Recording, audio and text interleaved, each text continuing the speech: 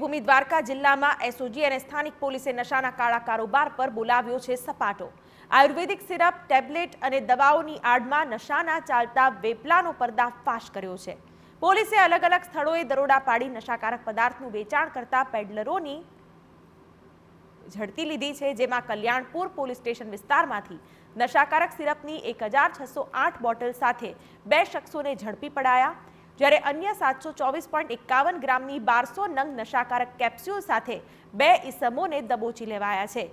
તો સલાયા વિસ્તારમાંથી સિરપની 14 બોટલ અને 1 લીટર નશાકારક પ્રવાહી સાથે 2 શખ્સોને ઝડપી પાડ્યા છે। આ જ રીતે ખંભાળિયા વિસ્તારમાંથી 2 શખ્સો પાસેથી 1000 નશાકારક સિરપ અને સલાયામાંથી એક પાસેથી સિરપની 27 બોટલ ઝડપી પાડી કાર્યવાહી કરી છે। મહત્વનું છે કે પોલીસે દેવભૂમિ દ્વારકા જિલ્લામાં છેલ્લા 6 માસમાં 9 જેટલા આરોપીઓ સામે નાર્કોટિક્સની વિવિધ કલમો હેઠળ ગુનો દાખલ કરીને વધુ તપાસ હાથ ધરી છે।